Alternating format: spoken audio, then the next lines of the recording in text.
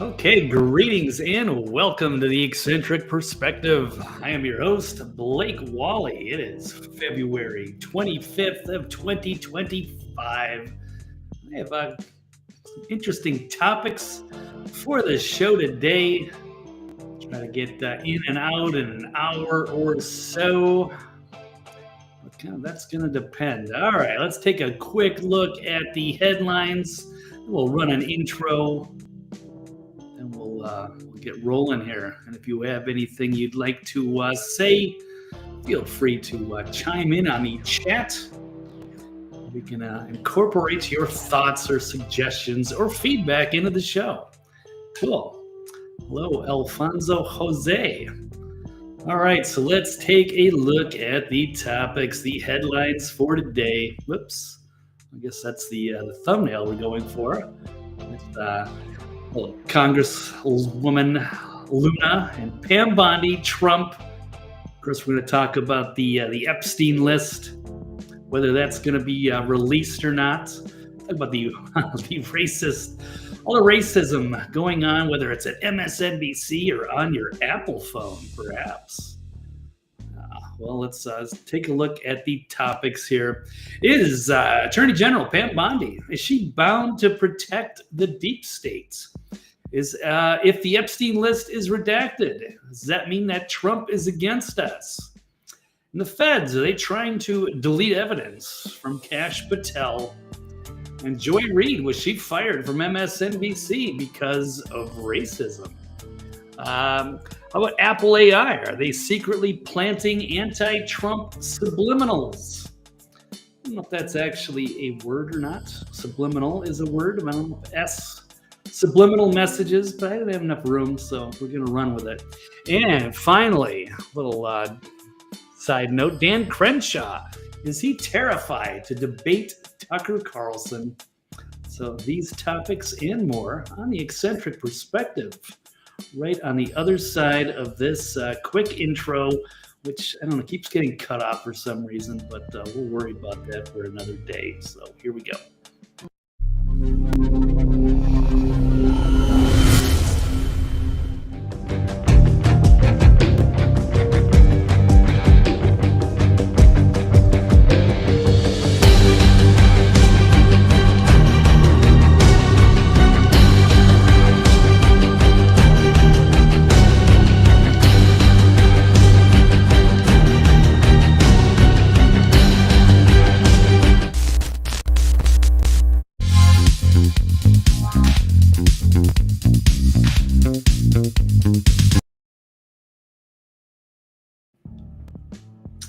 Okay, those cuts off. It's a little time delay, but that's all good.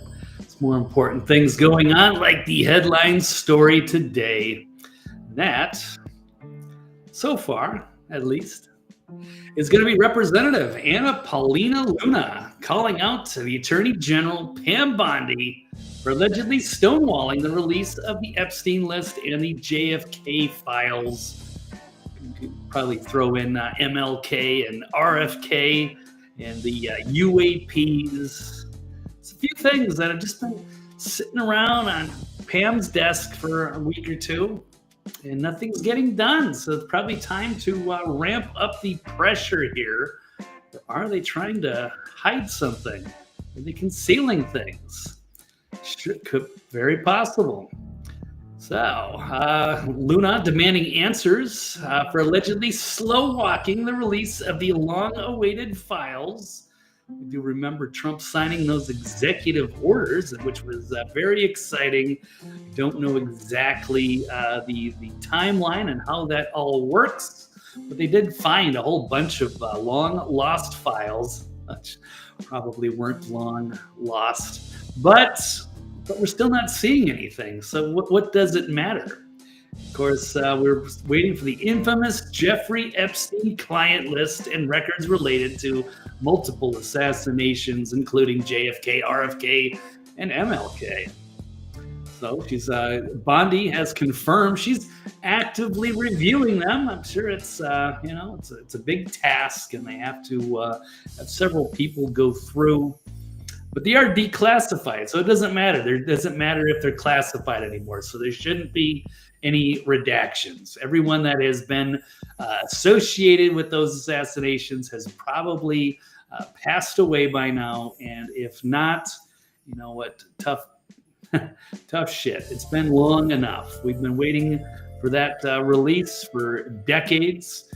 You just can't keep it a secret from the public forever, no matter how damning it might be. Take a look at, Philip Anderson, vocal on Twitter. Yeah, start exposing the Democrat pedophiles and throwing Democrat criminals in prison. And if you won't do that, hey, then just resign. Pam Bondi, who, I'm trying to give her the benefit of the doubt. I do want to like her. She's been feisty and interesting. However, she was not the first choice. It was supposed to be Matt Gaetz, who would be probably bringing the thunder right now. Unfortunately, he had some unsavory things in his file and was ultimately passed over for Pam Bondi, serious lady from Florida, perhaps. We'll see if she delivers, though. And right now, she is definitely on fire. Let's see. Yes, hey, Kenneth B. On bitter, perhaps.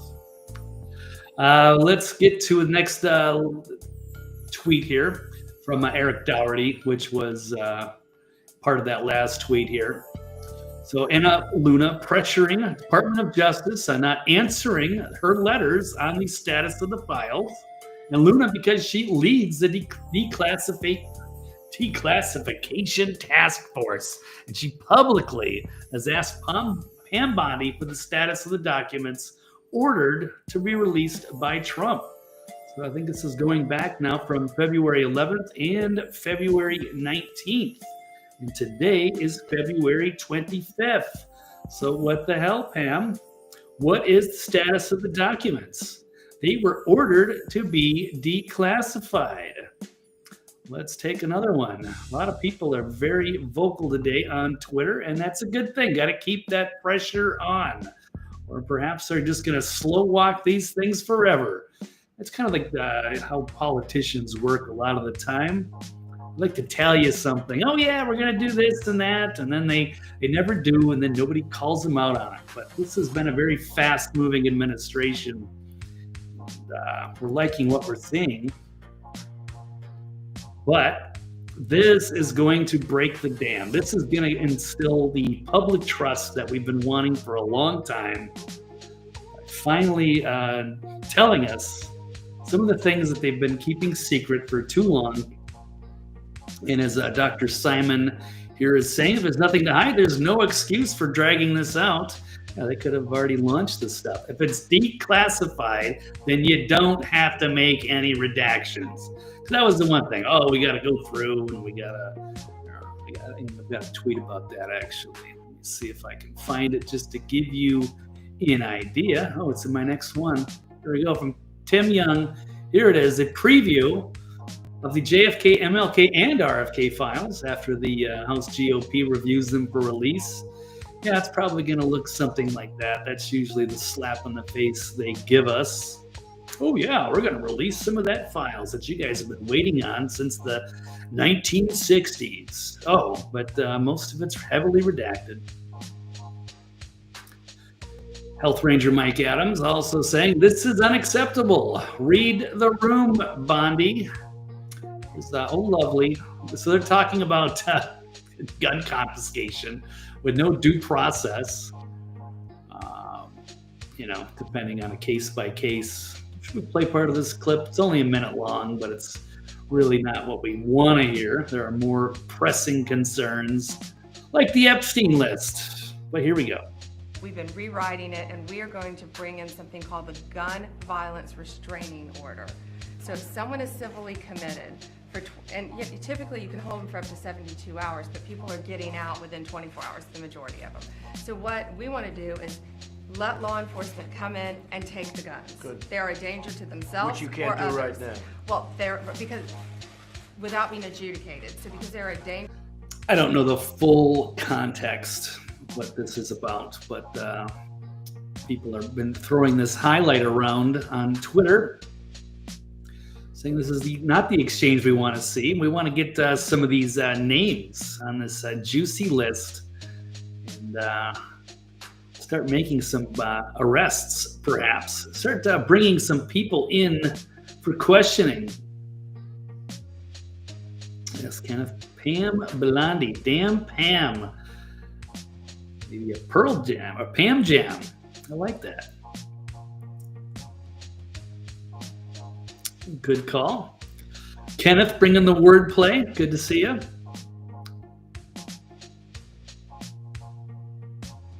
Okay, well let's keep moving on.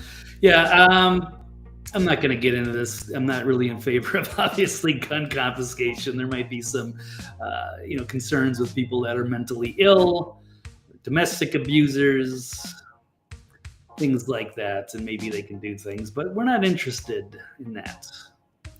Read the room, Pam, just as Mike Adams has said. Interesting, Marsha Blackburn, senator here out of Tennessee, asking Kash Patel to release the unredacted Epstein flight names and island footage after claiming Democrats have blocked her from doing so for years. Yes, they've talked about if this list ever comes out, there could be a massive suicide weekend, as they say, in D.C. Some of these people, some of our most trusted politicians in Washington, have been involved in some just unspeakable things, messing around with minors on little Jeffrey's private island. It's not going to be good. And the public is going to be outraged. They're going to be disgraced, perhaps incarcerated for a long time, perhaps executed. Who knows? Not something you want to be associated with. But it happened, and now we need to know because we have some high-level people that have perhaps been compromised. Many people questioning. I won't run this clip here. Saying one of the things you're not supposed to say is that maybe there's a connection here to Mossad and our greatest ally, Israel, which has a lot of power in Washington. Through AIPAC, a lot of people on the payroll, and including Marsha Blackburn. So, kudos to her for still doing the right thing here. It's not something people want to talk about, but if that's a connection, then we have every right to know. People are even saying that Mossad, AIPAC may have even had a role to play as far as the JFK assassination goes. So they don't want people knowing about that. It's going to cause quite a rift with the. Not that Israel's bad or anything like that, but if they've got elements of the Mossad and they are blackmailing politicians with these little honey traps, then that needs to be exposed. They have a little too much power, perhaps in Washington, and it's a bit compromised. And, we're all about America first. Try to protect our allies as best as we can, but not with these kinds of things. So. Okay, well, I said the quiet part out loud. I don't know if there's anything else to get into about that. I think that's pretty much covered, so I don't know if we're going to see that. Another part of the question of the topics I had, if the Epstein list, if it's redacted, does that mean that Trump is against us?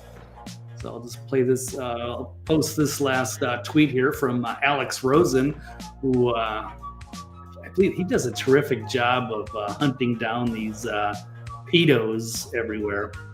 So he does a tremendous public service by kind of like vigilante justice. Not really. It's not. I don't think they're beating anybody up or anything, but they're trapping these and some high level people too. He's just got like one of the major guys from OSHA, does several states, like a high-level Fed, trying to meet up with some minor.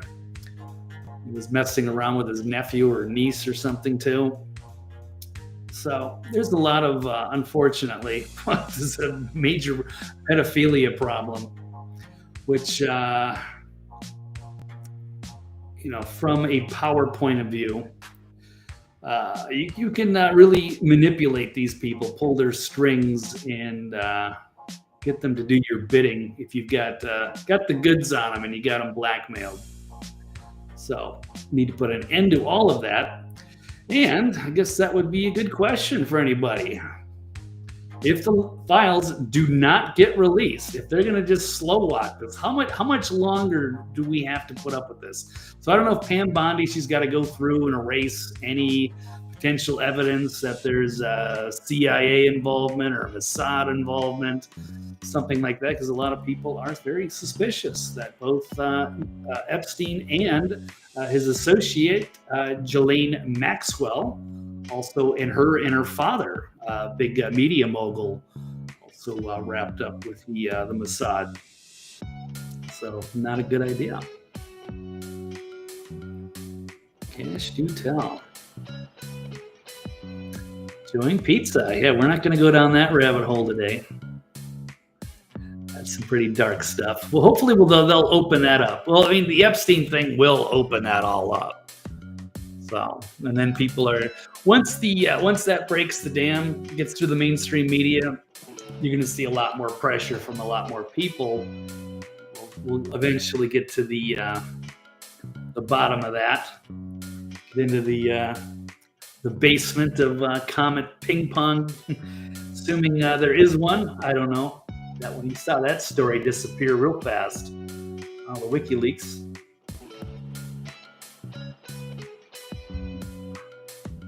So, what do you guys think? Because a lot of the leftists, they're saying, Trump was involved with Epstein. As far as I know, he kicked him out of the Mar-a-Lago because he was a creep.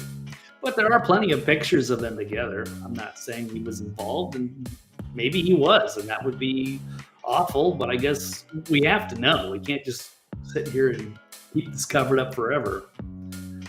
Our high-level people in the government are compromised. Speaking of compromised and high-level people, also just on a side note here, we've got Diddy. Dirty Diddy. Did he? Well, his lawyers are they're challenging search warrants, and they're aiming to suppress evidence in new filing. Federal prosecutors, involved in the homes in LA and Miami and elsewhere must be suppressed because warrants that authorize those searches were unconstitutional, defense attorneys argued in a new court filing. And I know this is also heavily redacted defense motion. It was not publicly revealed the specifics of what prosecutors allegedly admitted, but said the warrant applications eliminated important context. Really? Because a lot of witnesses coming out and saying a lot of bad things. Yeah, that's the one where the dam is broken. Dirty Diddy and the freak-offs. One of his major lawyers stepped down. Doesn't want to have anything to do with that anymore. Wouldn't blame him. I mean, you can make a lot of money defending him, but I mean, if it's a lost cause, defending a criminal monster, probably not a good idea. There we go. Do Diddy and Diddy dumb Diddy do. Good one. Good one, Kenneth. All right. I think we'll move on here. We covered all that. I mean, what else is there to say? I can't wait for the episode when the list drops and we can just go line by line, look at the dates, look at what happened, put it all on display. So far, don't have it.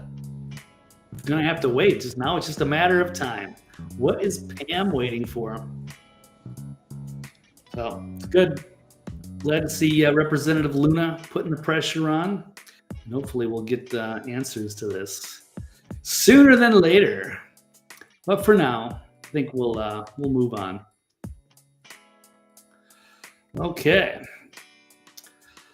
Feds Are they trying to delete evidence from Kash Patel? You know, this actually does tie into this. I think I've got things out of order, though. Maybe. Oh, yeah, here we go. Whistleblower drops the bombshell. FBI employees are actively destroying evidence on servers following Kash Patel's takeover of the agency. So here might be one of the problems here. And the FBI has been involved in just kind of hiding evidence for a long time. They found like 2,400 files from the JFK thing that happened in 1963. Oh, look, we found some extra files. Well, we still haven't got those released, so it doesn't matter yet anyway. But the word on the streets is that they've delayed the Kash Patel nomination because they wanted more time to go through and delete all the evidence. Shred documents, go into the servers, delete things. They've held on to the Hunter Biden laptop, the Anthony Weiner laptop. It's been sitting around, nothing happens. Now that we got some good people in charge, maybe things will change now. Kash Patel's great. Of course, they just added Dan Bongino. So that'll be good. That's quite a promotion. That's exciting news as well. Let's get back to the article here. We're also going to run a quick video from this. FBI whistleblower come forward with a disturbing bombshell. The deep state is actively destroying evidence, government files that could link them to crimes against the American people. Yeah, no wonder. No wonder they wanted to delay everything. They got to be absolutely panicked. They had everything locked down for so long, it didn't matter whether it was neocon Bush or regressive Obama. They had it all under control. But not with Trump term 2, not with Kash Patel, not with Bongino. Ready for a reckoning. So former FBI agent Garrett O'Boyle on Monday told conservative activist and commentator Benny Johnson that FBI employees are working around the clock to delete evidence of the agency's servers before these new guys, before the white hats take over. So let's take a look at part of this clip here. You maybe give us a closer in perspective as to what the subversion is happening inside of the building right now. I mean, it's obviously you're going to have like an antibody reaction to somebody Absolutely. like Kash. I'll give you a big one that I heard recently, which was already passed on, is that there are FBI servers that are sort of standalone, and people inside the FBI have been working night and day to destroy files on these servers. And I was told that once these files are destroyed, the way they are set up, that even Elon Musk could not restore them. So that's happening right now as we speak. That's happening with Kash Patel being the director. It was happening before he got there. Sounds like with Hillary Clinton using that, what was it, like BleachBit? It was BleachGate or one of those things. She had her server in her own house. They had to go in and forensically destroy all the evidence so that it could never be recovered. So they did a good job with that, and they're going to get the same type of people to do the same thing with the FBI. But I mean, this is our top law enforcement agency.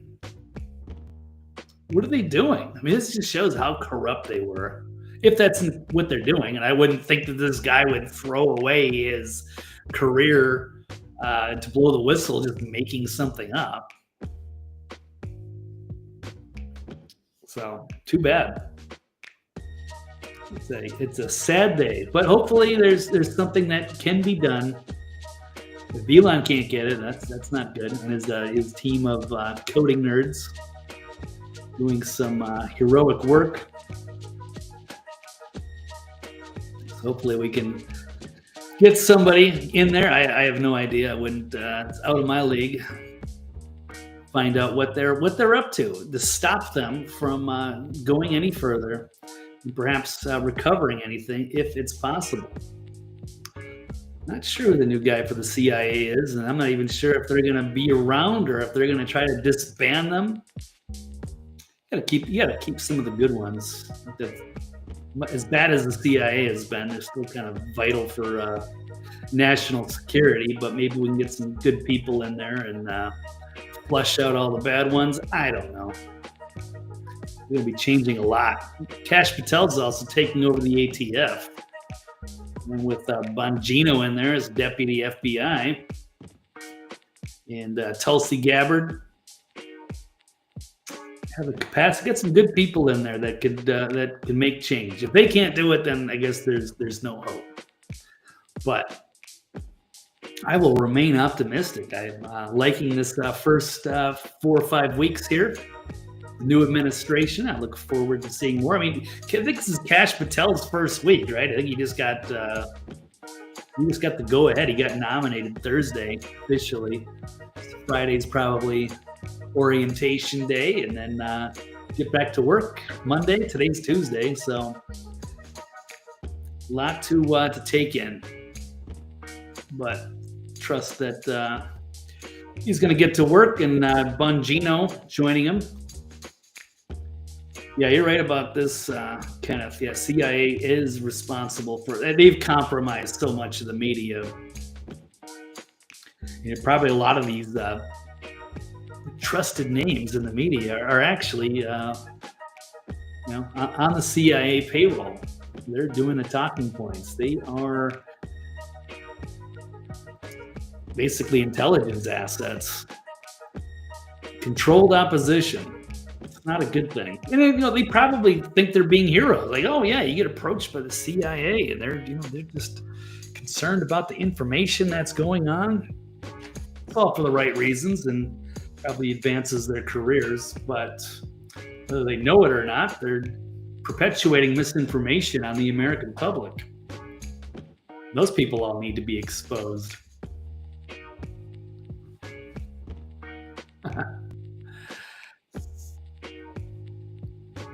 Things going so well. Disco's making a comeback. I like disco. I'll say that. I like some of those disco revivals. It's fun. It's a novelty once in a while, something like by regular rotation. But I always appreciated disco. Interesting sound. Mix it up once in a while. All right. Disco's been dead a long time. All right, what else do we have on this? One other thing with the FBI. Enrique Tarrio interview. We just went on the Gateway Pundit with Jim Hoff. I have not heard this. Saying the only evidence the Department of Justice had against the Proud Boys was a document they knew was written by the FBI. And they sentenced Tarrio to 22 years. He wasn't even there on January 6th.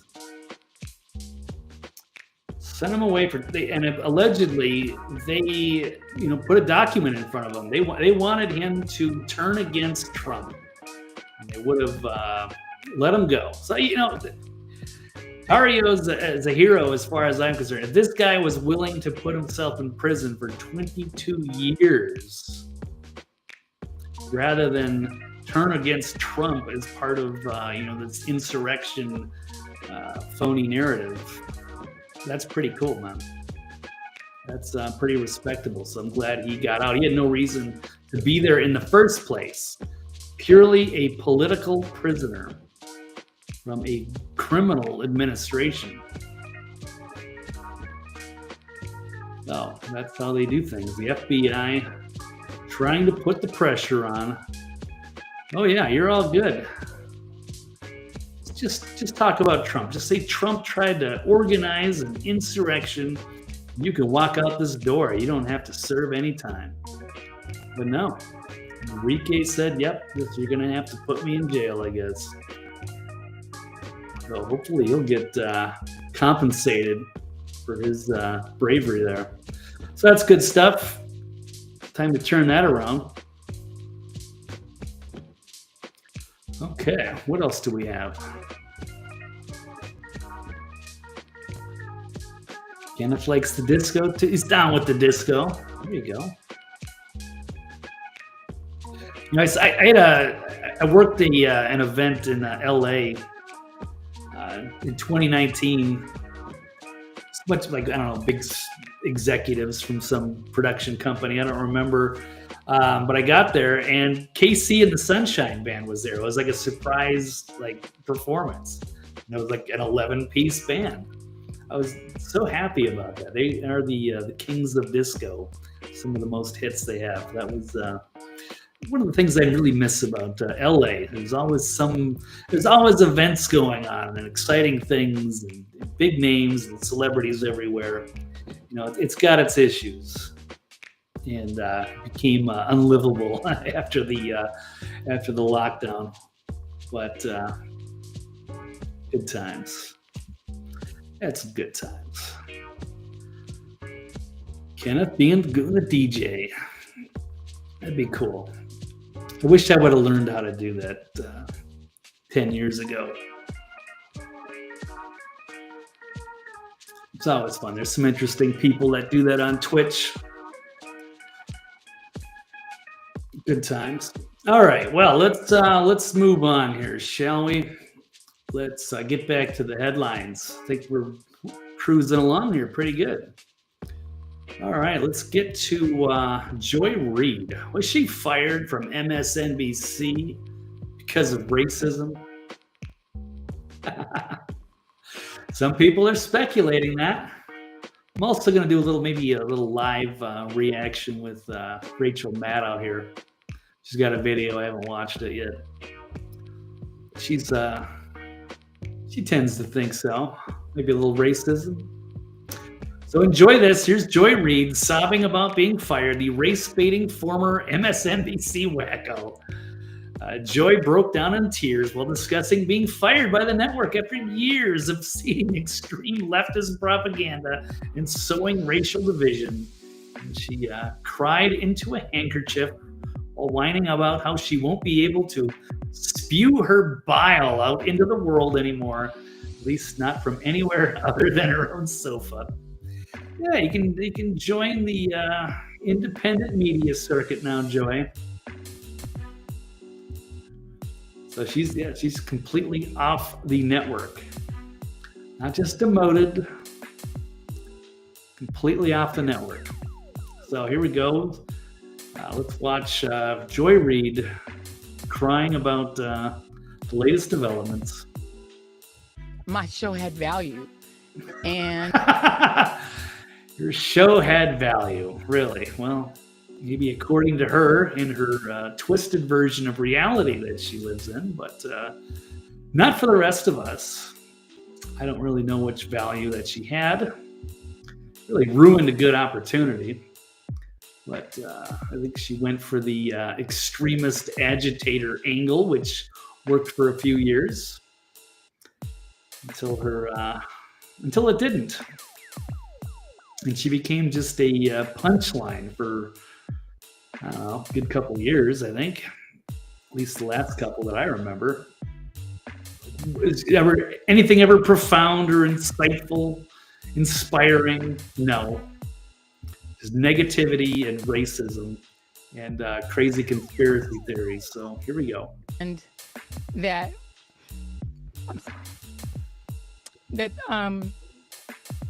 what I was doing had value. And in the end, I'm sorry, I try not to cry on TV. And I think this is kind of like me on TV, so I apologize. She comes from I believe when I first started seeing Joy Reid on TV, she was a Democratic strategist. So they're not intellectually honest people. They represent the DNC. And all they do is stick to their talking points. And eventually they just decided, hey, let's just give her own show. So she could continue giving her a bigger platform. And she went off all the deep end with the social justice warrior insanity, the leftist radical extremism. Yeah, I can't say it's been a joy. Joyless. Yeah, the two least joyful people on TV, both named Joy. Joy Reid, Joy Behar of The View. But I think The View is also under fire. Rachel Maddow. I love Jason Whitlock called her Racial Maddow. That was a good one. So let's see. Let's get to the next one. Are we enjoying watching her cry? I only made it 18 seconds into it. All right, let's get a little longer here. Apologize. And then it mattered. I see Karen is there, and she's been texting me as well. And so what I will just say is that in the end, thank you. Aw, her assistant's handing her a paper towel so she can wipe those tears. Where I land is that the moment of guilt that I felt, that I went hard on so many issues, whether it was the guilt you felt for misleading the American people, for dividing and conquering, was the Black Lives Matter issues of a young Black Lives Matter baby and, or a CRT mom or dad that was killed, or when we opened up people's eyes to the fact that Asian Americans were being targeted, and not just Black folks, or went hard for immigrants who've done nothing but come to this country, like my illegal aliens. Let's be clear on that. So we celebrate immigrants that come in the right way, that want to be in this country. We don't celebrate illegal aliens that should not have been here, because there's an open border and they were trying to use them as a voting bloc, but it didn't work. parents did and try to make a life and defended them, or whether we've talked about what the president is doing that is subversive to the Constitution, that is injurious to our... Yeah, but not for Biden, of course. Okay. Yeah, Joe Concha here. No show on cable news was more toxic and divisive. The show had no value whatsoever. I would absolutely agree with that. I don't know what else to get into. Well, there's a few other people that are dunking on this, including Megyn Kelly. She's reveling in Joy Reid being fired. Who's crying now, Joy? Final episode expected this week. Remember when Joy Reid laughingly mocked white woman tears as pathetic and offensive to her? Well, who's crying now? Good riddance to the absolute worst person on television, and shame on NBC for letting it go on this long. Yeah, I think it would be hard to find. Was there anybody else that put themselves out there who was more toxic and divisive and awful? I put Joy Behar on there, of The View. The two Joys, man. I don't get it.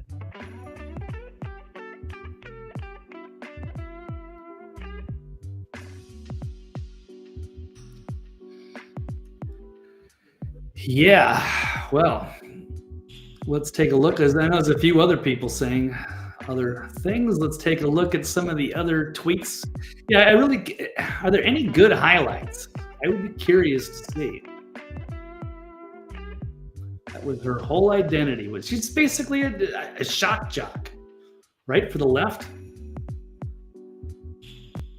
Joy Reid viciously mocked the tears of every white person she's helped cancel over the years for some imaginary racial slight. She's had zero empathy for anyone, but now she wants us to feel sorry for her.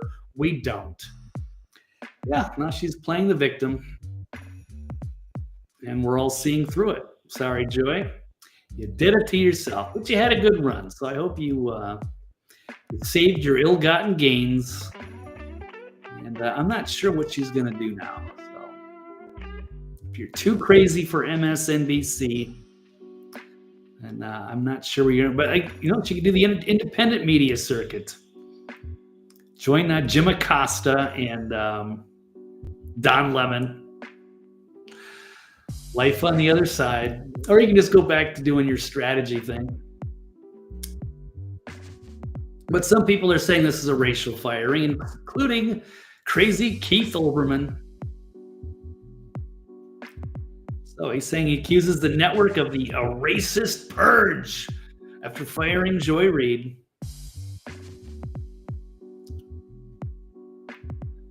take a look. So it increasingly appears that MSNBC is in hot water with their progressive audience. Keith, the latest to weigh in on the network's decision to fire Joy Reid. And also brought up because Alex Wagner, who's been just useless for 15 years, I didn't even know she was still at his show. I guess she's technically a woman of color because she's Asian. Okay, big deal. So you think the network executives just got together and said, "Hey, let's get rid of Joy Reid and Alex Wagner just because they're not white enough." Could you imagine that meeting? But I guess some people would choose to believe it that way. I mean, this ain't the 60s or 70s.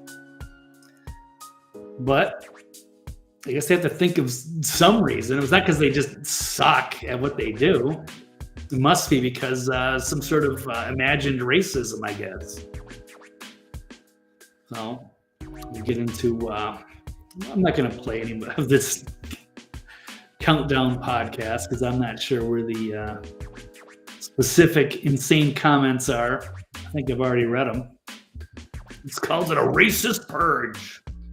Sure it is. Trump's scorching obnoxious racist for the unpardonable sin during a victory lap on the MSNBC show cancellation. Trump is also happy to see her go. Based on her ratings, which are virtually non-existent, should have been canned long ago. Also thrown out Alex Wagner. Took a few shots at Rachel Maddow. All right, so let me get to this video with Rachel Maddow. I guess it's supposed to be pretty good.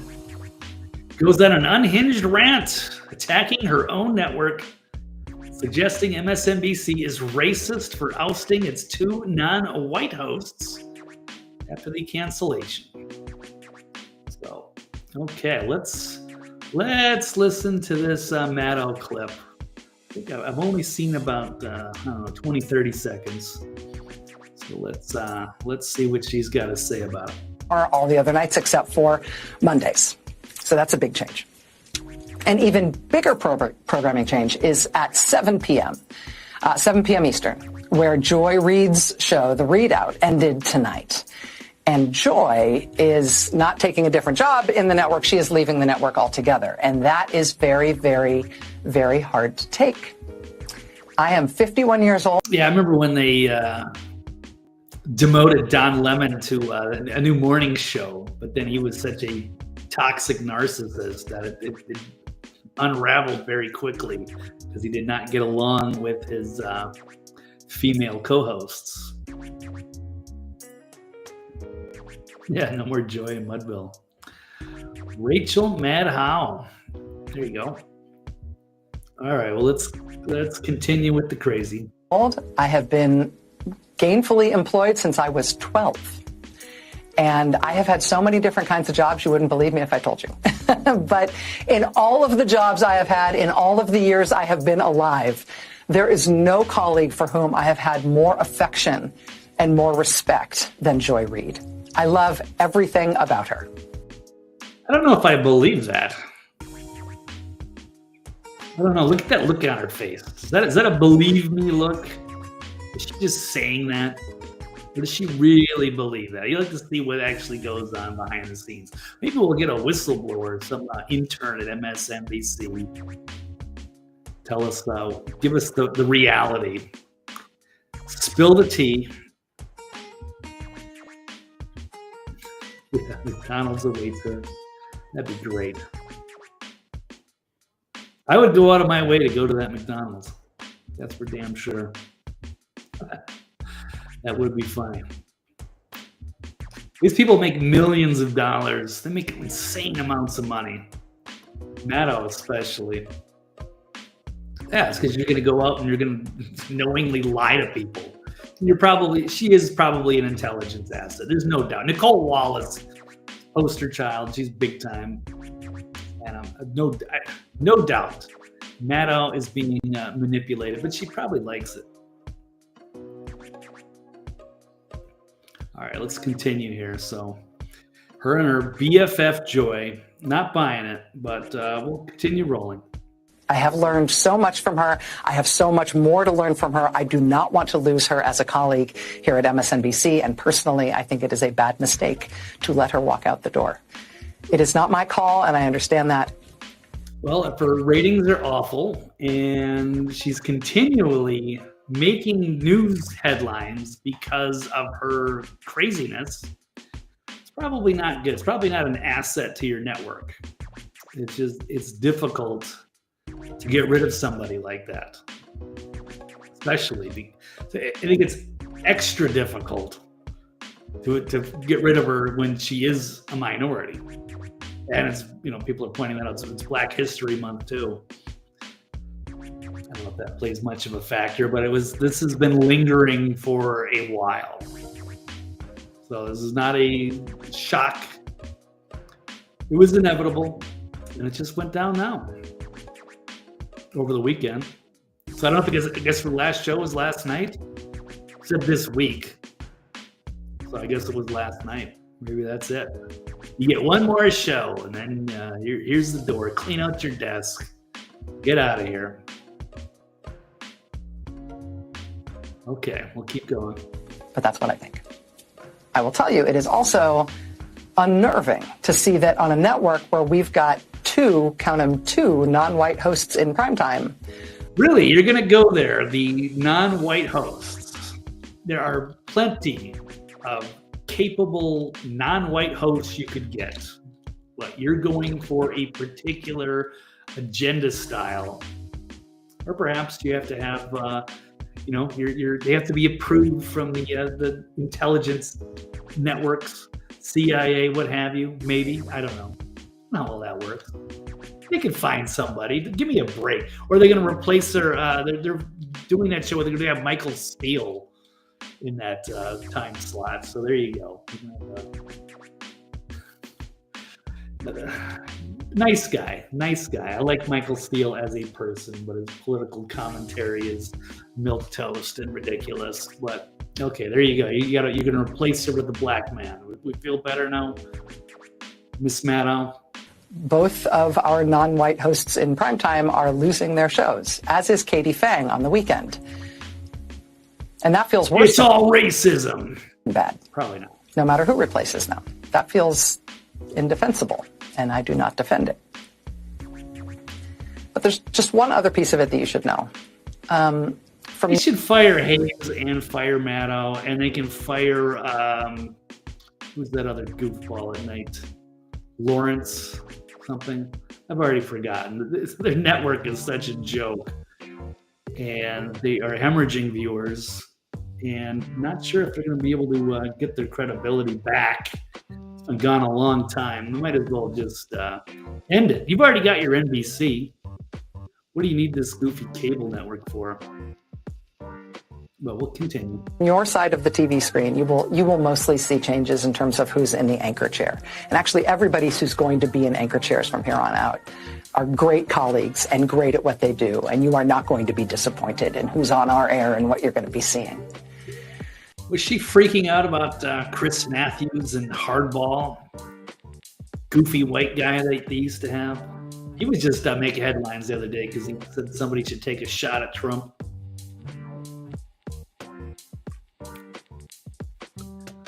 But, God, they just brought him in for a cameo. Like, hey, Chris, what's up? Let's get your perspective.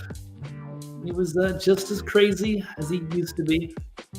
They got James Carville. He's absolutely losing his mind. A lot of turmoil on that side of things. The leftist media, what's left of them. No more, they don't have any voices of credibility. All right, let's continue. But one thing you cannot necessarily see is that the people who get our shows on the air, they're really being put through the ringer. Dozens of producers and staffers, including some who are among the most experienced and most talented and most specialist producers in the building, are facing being laid off. Let me guess, they're all minorities. Being invited to reapply for new jobs. Yeah, how about your ratings suck? You guys have been spreading lies for years, and they have to cut the budget. So you lost. Elections have consequences. But you'd think that they could be the resistance again, but people are tuning them out. It's weird how that works. So what do you expect? Well, maybe Rachel Maddow, maybe why don't you take another pay cut? If you care so much about those employees, why don't you give them some of your money? You could pay them all out of pocket if you really care that much. So, just spare me with this display here. That has never happened at this scale in this way before when it comes to programming changes, presumably because it's not the right way to treat people, and it's inefficient and it's unnecessary, and it kind of drops the bottom out of whether or not people feel like this is a good place to work, and so we don't generally do things that way. Wow. But you know what? I'll give her credit for having the balls to criticize your employer while you're out there doing the show. You're a paid employee speaking to, I wouldn't say millions of people. I don't even know what their audience is anymore. It's pretty bad. Not too many people listening, but hey, it's still public theater. All right, here we go.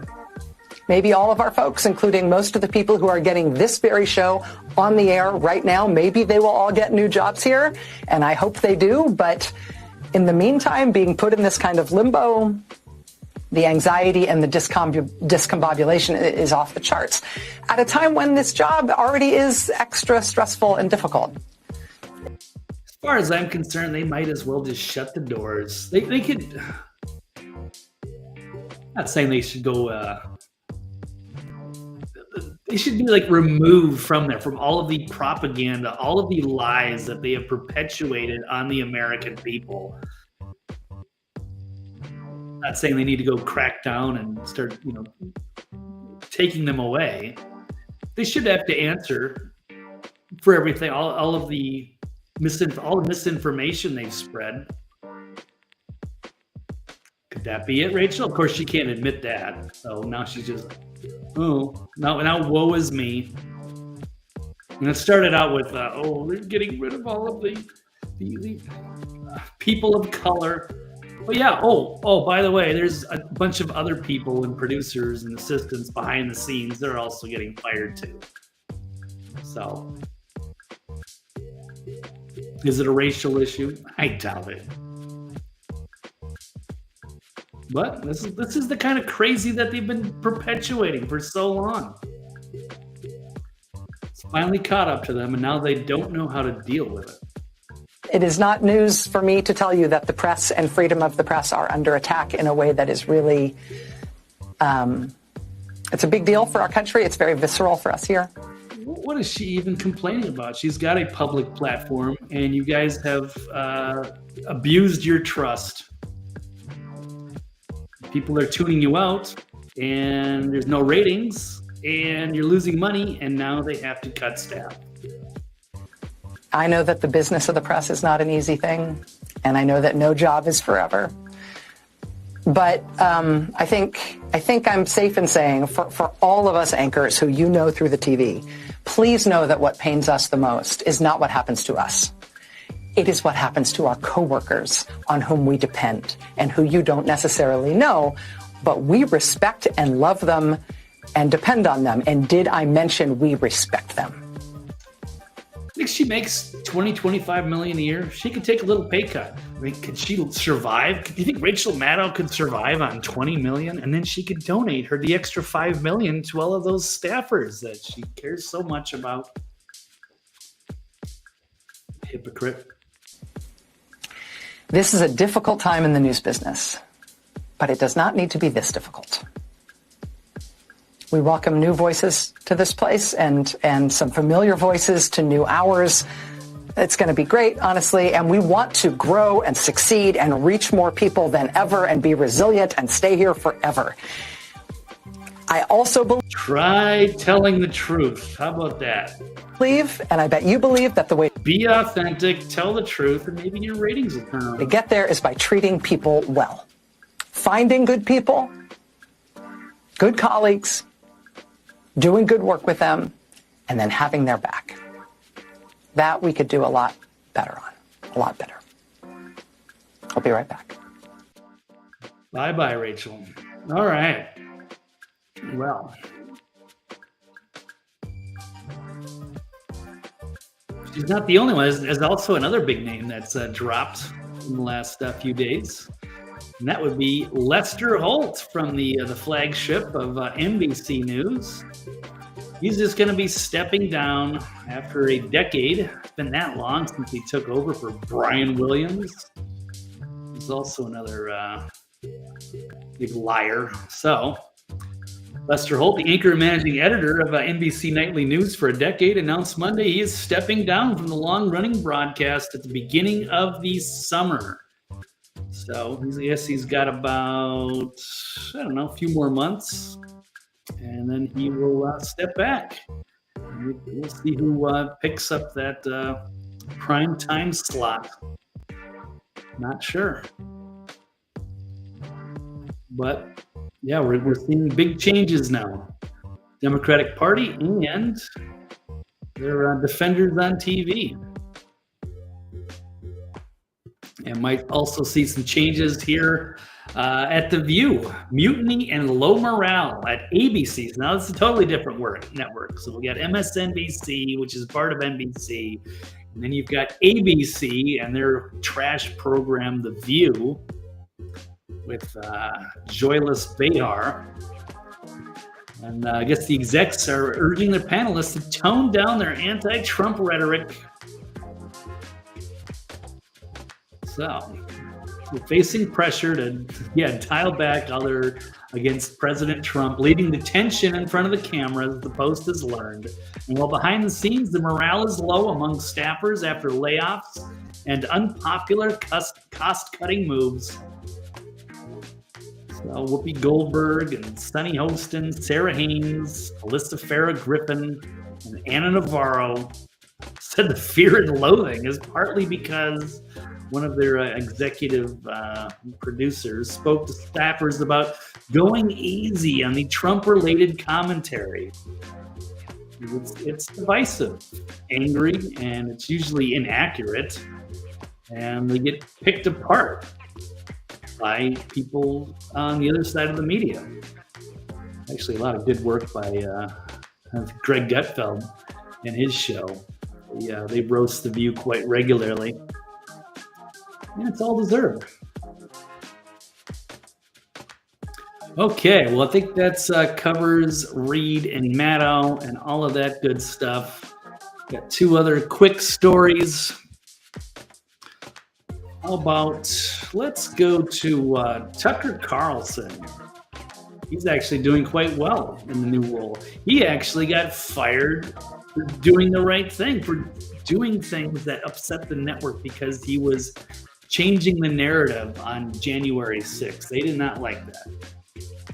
Outspoken, talked about election interference, talked about COVID lockdowns, the problems there, the lab leaks, and things that other hosts wouldn't dare touch.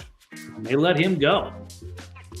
But he's getting lots of views on Twitter. I don't know about some of these other leftists. I think they're struggling in that realm because they lack authenticity and they don't tell the truth. People aren't going to watch them. But I'm not going to post that, Kenneth, but enjoying the commentary. Let's see. But he's got into a little incident, a little feud, I suppose, that's been going on. Yeah, so Dan Crenshaw, One-Eye, or what do they call him? One-Eye McCain. What a disappointment he turned out to be. Thought he was going to be like this patriot Navy SEAL, anti-establishment, but then, man, he turned into one of the biggest swamp creatures. He is hated now. You talk about somebody who just changed everything in just a few years. How people went from loving him to hating him, loving to loathing. But he's gone after Tucker. And this ridiculous. I mean, this guy's like a former Navy SEAL, And I guess he was caught on a hot mic saying that he wanted to go after Tucker Carlson, who's like a nice guy and who's not like somebody you would think is going to be, throwing down in some violent BS. Nice guy. But Crenshaw didn't think so. So here's the exchange. Just coming back to this $100 billion to Ukraine, I know that people like Tucker Carlson will make the argument. Unfortunately, the volume on this is pretty low. Real opportunity cost there. We could have spent that money on the border or fixing, issues. Talking about all the money that we're giving to Ukraine, which of course Dan Crenshaw is more than happy to give Ukraine a blank check, or Israel, or anybody. Fund that war machine, which has got him a lot of criticism from a lot of the patriots and from people like Tucker Carlson. Very critical. In America. Yeah. What do you make of that argument that all this money could have been spent to help Americans, and not Ukrainians? You can walk and chew bubble. He's laughing about, why not give money? Why not use our money to help our own Americans here and not just giving tens of billions of dollars away to Ukraine? At the same time, we spend 75-80% of our budget on a welfare state in America, Social Security, Medicare, and Medicaid. I would love to ask Tucker what he thinks that $100 billion should be spent on, and if he would vote for it as a conservative. Tucker doesn't know what he's talking about. Tucker likes to visit Moscow and talk about how great the grocery stores are. He's talking about. Anyway, he says Tucker doesn't know what he's talking about, and he was critical because he went to Russia. Didn't like that idea that he would get a perspective from Putin rather than just getting it filtered through from the mainstream media. Thank you. Have you ever met Tucker? Okay, now we've got some good volume here. Now here is the hot mic clip. Here's where the controversy is coming from. Thank you. Have you ever met Tucker? We've talked a lot. I ever meet him on the phone. Okay, well, he said he's talked to him on Twitter. Really? He says if he sees him, he's going to kill him. So I will say, did not know that he was being filmed. It was a hot mic, and it was just the interviewer asking him a quick question. Now, did he actually know Tucker? Thank you. Have you ever met Tucker? We've talked a lot. So the interviewer is still wearing his microphone. Crenshaw is not. Didn't know he was being filmed, but that doesn't matter. He still said what he said. I ever meet him on the phone. Says if he ever meets him, he's going to kill him. Wow. Tough guy, huh? It's embarrassing. When you hate somebody so much, you want to kill him because you know Tucker's got you dead to rights. You're a corrupt sack of shit, and would rather give our money to Ukraine than help people here in this country. You've been called out on it multiple times. Most of this country hates you. So now you're going to say you want to kill Tucker Carlson. Well, isn't that funny? So Tucker Carlson has basically said, hey, why don't you come sit for an interview, and we'll see how you do, and I'll send you my address, Dan Crenshaw. So Tucker's saying, hey, why don't you just come over, sit down, we'll have an interview. Talk it out. He'll give you your address. I'm not going to fight. Give me a break. I don't think Crenshaw wants that. He's going to get exposed. He knows he can't win. So he's an angry little man now. Sad to see what he's turned into.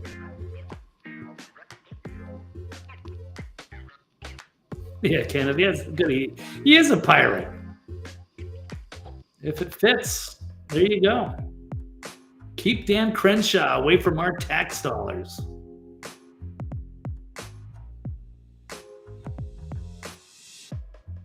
I agree. So I wonder if he's going to take him up on that. I'd like to see that. That'd be a good interview. And that's how you handle things. It's nothing like some Navy SEAL threatening a Tucker Carlson who's never, I've never seen him angry or threaten violence on anybody. So pretty sad display. All right, well, we've got one other topic for today, and that is Apple iPhones. Are they racist? This is a weird story. This is put out by Alex Jones. Because they were playing around with the Apple AI, and they made kind of an interesting discovery here. Here we go from InfoWars here. Apple confirms, they've now confirmed the InfoWars report that the iPhone voice dictation swaps Trump for racist. So they're fixing an issue after the users noticed that their iPhones temporarily showed the name Trump when they attempted to type the word racist by using the voice to text feature.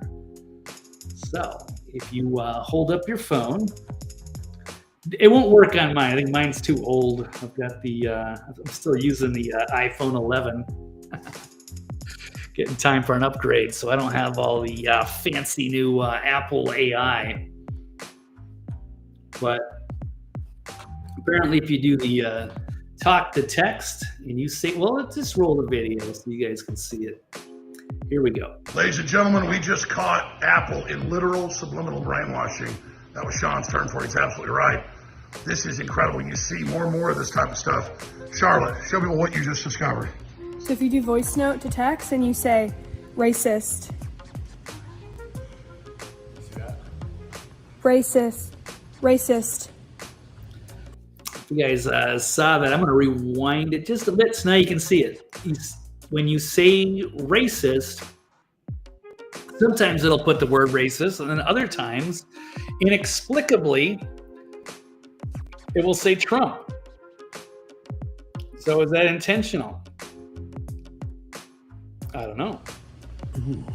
Let me get it closer. Show people they can see that. That is insane. This is an Apple. Racist. Oh, there he is. There's it again. For just a very split second, you say the word racist and it pops in Trump. And then immediately corrects itself to racist.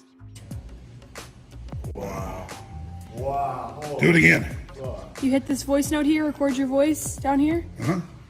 And you say racist. Trump. Wow. Now, here's the deal. Remember what Google did for 2 months after Trump got shot? They wouldn't even let you search it or find it.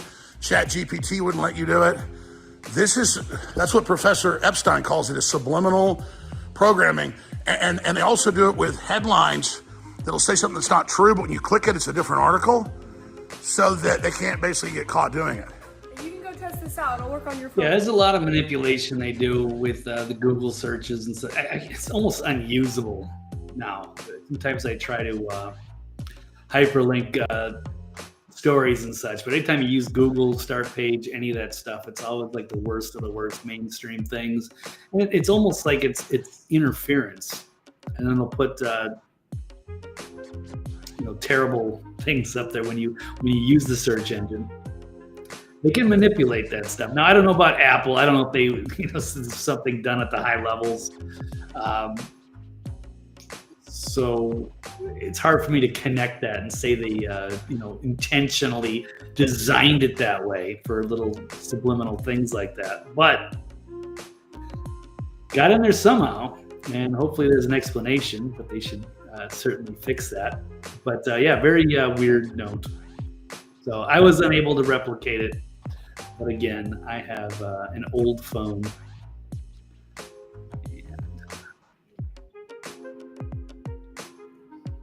Yeah, Navy McSeal. But alrighty, well, that's the news that I have today. I think I covered everything. Got through all the topics. What are we at? Hour and 9 minutes. Went a little over my time, but that's okay. We'll try to get it a little faster next time, but we shall see. So speaking of AI, I've got some, if you want to check out my website, thenextlevelnews.com, I've been using Grok to write music blogs. So he's written a couple. It's staggering how amazing the technology is. It truly is. There's going to be some interesting developments with all of this AI stuff. It is going to change everything, and it might be the end of our civilization at some point. I don't know, but I'm fascinated with this stuff. And now you can talk to it as well. I haven't tried that function yet. Right now, I'm just trying to do music blogs. I don't want to do any, actual articles on anything with the alternative media is concerned, because some of that stuff is still pretty woke. But I guess Mike Adams of Natural News, he's making his own AI programs, which is going to be programmed to get things the right way, at least by alternative media standards, and that should be interesting. So I'll look forward to that. Anything that can save me a little time and put some more content on the site would be nice. But yeah, it's pretty cool. So I would encourage you guys, if you haven't used the Grok 3, it's well worth the cost on Twitter. But anyway, I think that's all I've got today. I'll be back Thursday at 4 o'clock again, Eastern Standard Time. If you'd like to tune in live, you can always catch the archive again on my website, thenextlevelnews.com. Please like and subscribe. And I guess that's it. We'll catch you next time. I will be on again tonight for Toxically Masculine Tuesday with Mike Barra, Trail Boss Steve Doran, Dr. Brooks Agnew, along with myself at 9 p.m. Eastern Standard Time, talking about all of the big issues of the day, latest news in current events, and that sort of thing. So if you'd like to tune in later, that'll be on Mike Barra's YouTube and Rumble, and probably my Twitter X feed as well. So if you'd like to tune in for that, we'd love to see you. Other than that, thank you, Kenneth, and everybody out there lurking on Twitter or wherever, or in the archives or on the replays. Thank you so much for your support. Love you guys. We'll do it all again next time on Thursday. So take care, everybody. Have a wonderful day. And that's it. All right. Thank you all. Take care. I'm out.